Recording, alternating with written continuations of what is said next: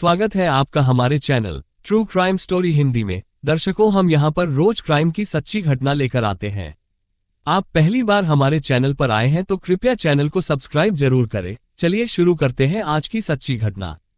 सूरज की गर्मी के बढ़ने के साथ ही गांव धनोहा वासियों की चिंता भी बढ़ती जा रही थी।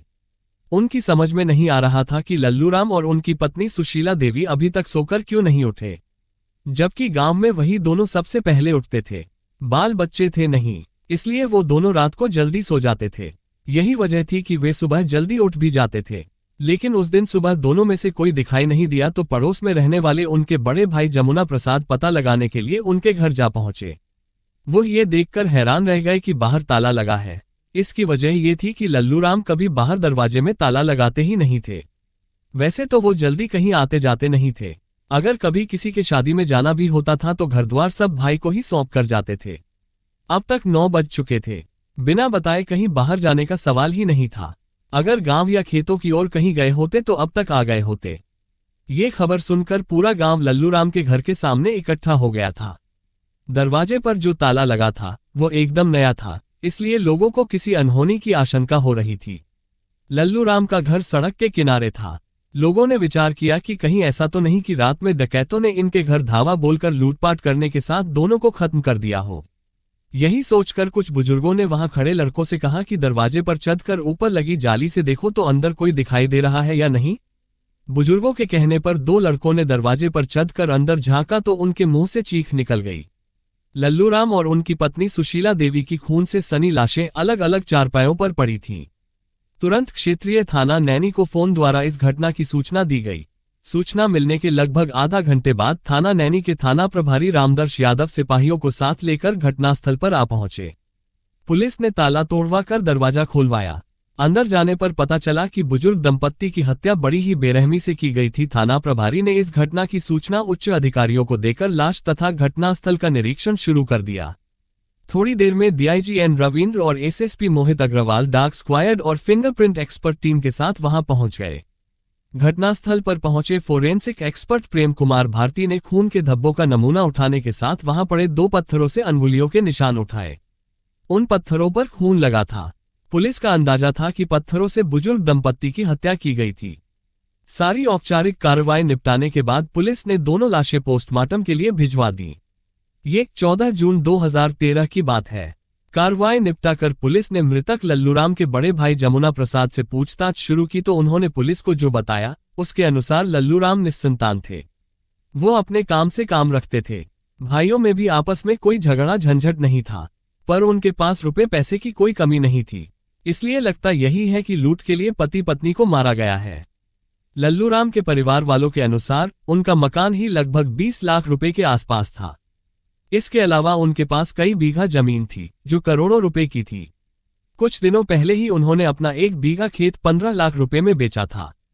उनके पास लाखों के गहने भी थे, जबकि उनकी करोड़ों की इस संपत्ति का कोई वारिस नहीं था। उनके बड़े भाई जमुना प्रसाद का बेटा रवि जरूर उनकी तथा उनके खेतों की देखभाल के लिए उन्हीं के घर ज्यादा रहता था। दोनों भाइयों के घर पास पास ही थे, इसलिए रवि को चाचा चाची की देखभाल में कोई परेशानी नहीं होती थी। लेकिन रवि एक नंबर का नशेड़ी था। वो हमेशा स्मैक के नशे में डूबा रहता था। उसकी शादी भी हो चुकी थी और वो 3 बच्चों का बाप था। ये तीनों बच्चे उसकी दूसरी पत्नी रेखा तिवारी से थे। उसकी पहली पत्नी ने उसके नशेड़ीपने की वजह से ही तलाक ले लिया था। उसके बाद लल्लूराम की पत्नी यानी रवि की चाची सुशीला देवी ने उसकी शादी अपनी बहन की बेटी रेखा से करा दी थी। रेखा भी रवि के नशे से आजिज आ चुकी थी। यही वजह थी कि इधर वो बच्चों को लेकर करछना में रहने वाली अपनी बड़ी बहन के यहाँ रह रही थी। एक तो रवि नशेड़ी था, दूसरे करता धरता भी कुछ नहीं था। इसके अलावा लल्लूराम के यहाँ रहने की वजह से उसे उनके घर के बारे में पूरी जानकारी थी, इसलिए पुलिस को पहले उसी पर संदेह हुआ। पुलिस ने उसे थाने लाकर हर तरह से पूछताछ की, लेकिन इस पूछताछ में रवि निर्दोष साबित हुआ। हत्याएं लूटपाट के इरादे से की गई थीं, लेकिन घर का कोई सामान गायब हुआ हो ऐसा लग नहीं रहा था। अगर कुछ गायब हुआ भी था तो इसकी जानकारी रवि की पत्नी रेखा से ही मिल सकती थी, क्योंकि लल्लूराम और सुशीला देवी के अलावा उस घर के बारे में सबसे ज्यादा जानकारी रेखा को ही थी। पुलिस रेखा से पूछताछ करना चाहती थी, लेकिन वो कहीं नजर नहीं आ रही थी। वो सिर्फ क्रियाकर्म वाले दिन ही दिखाई दी थी, उसके बाद गायब हो गई थी। मामले के खुलासे के लिए एसपी यमुनापार लल्लन राय ने सीओ राधेश्याम के नेतृत्व में एक टीम बनाई। इस टीम ने पहले तो अपने मुखबिरों को सक्रिय किया। अपने इन्हीं मुखबिरों से पुलिस को पता चला कि नशेड़ी पति के अत्याचार से परेशान रेखा के संबंध धनोहा के ही रहने वाले बब्बू पांड्या से बन गए थे। रेखा इस समय कहाँ है? पुलिस टीम ने ये पता किया तो जानकारी मिली कि उसका मंझला बेटा लक्ष्य काफी बीमार है, जिसे उसने इलाहाबाद के एक प्राइवेट अस्पताल में भर्ती कर रखा है। उसके इलाज का सारा खर्च करछना का रहने वाला बब्बू पांडे का दोस्त रामबाबू पाल उठा रहा है। पुलिस का माथा ठनका। रेखा के बेटे का इलाज एक गैर आदमी क्यों करा रहा है?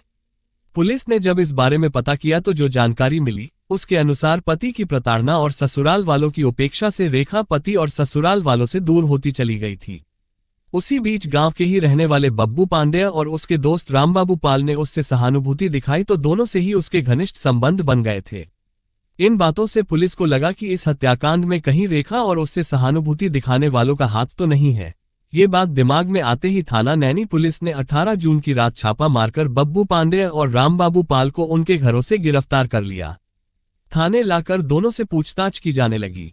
पहले तो दोनों कहते रहे कि उन्होंने ऐसा कुछ भी नहीं किया, लेकिन जब पुलिस ने थोड़ी सख्ती की तो उन्होंने स्वीकार कर लिया कि लल्लूराम तिवारी और उनकी पत्नी सुशीला देवी की हत्या उन्हीं लोगों ने रेखा की मदद से की थी।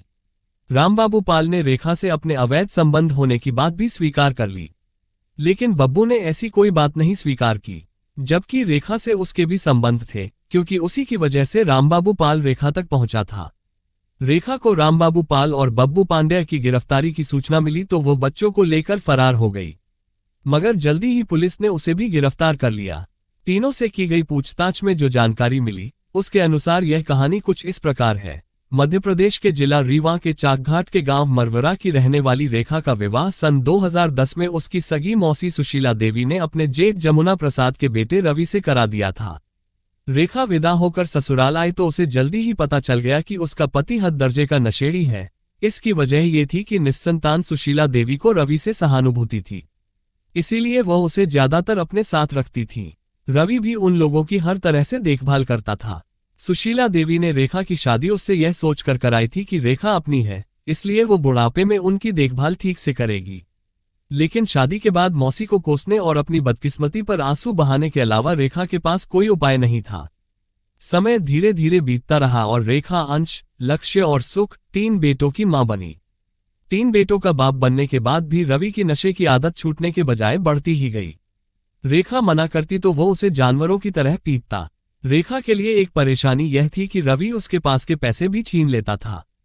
शादी में मिले गहने तो उसने पहले ही नशे की भेंट चढ़ा दिए थे। पति के उत्पातों से परेशान आकर रेखा कभी कभी करछना में रहने वाली अपनी बड़ी बहन के यहाँ चली जाती थी। वक्त जरूरत मौसी सुशीला भी मदद कर देती थी, लेकिन जिस तरह की मदद की उम्मीद रेखा उनसे करती थी वह भी नहीं करती थी। सास ससुर ने तो पहले ही हाथ खींच लिए थे। इस तरह रेखा और उसके बच्चे उपेक्षित जीवन जी रहे थे। इसके लिए वह अपनी मौसी सुशीला को ही दोषी मानती थी। पति और ससुराल वालों से परेशान रेखा अक्सर करछना में रहने वाली अपनी बहन के यहाँ आती जाती रहती थी। इसी आने जाने में उसकी मुलाकात उसके बहनोई राजू पांड्या तथा गांव के बब्बू पांड्या के दोस्त रामबाबू पाल से हुई। रामबाबू पाल से रेखा ने अपनी परेशानी बताई तो वह रेखा से सहानुभूति दिखाने के साथ साथ वक्त जरूरत उसकी मदद भी करने लगा। इसी का नतीजा था कि दोनों के बीच संबंध बन गए। बब्बू की वजह से रेखा के संबंध रामबाबू पाल से बन गए। बब्बू रामबाबू का पक्का दोस्त था। यही नहीं, गांव का होने की वजह से बब्बू रेखा के घर भी आता जाता था और रवि का दोस्त होने की वजह से रेखा को भाभी कहता था। भले ही रेखा ने दोनों से मजबूरी में शारीरिक संबंध बनाए थे, लेकिन संबंध तो बन ही गए थे। मई के अंतिम सप्ताह में रेखा का मंझला बेटा 7 साल का लक्ष्य अचानक बीमार पड़ा। रेखा ने मौसा लल्लूराम और मौसी सुशीला देवी से बच्चे की बीमारी के बारे में बताया, लेकिन किसी ने खास ध्यान नहीं दिया। झोला छाप डॉक्टर से दवा लाकर उसे दी जाती रही। फायदा होने के बजाय धीरे धीरे उसकी बीमारी बढ़ती गई। रवि को बेटे की बीमारी से कोई मतलब नहीं था, वो स्मैक पिए पड़ा रहता था।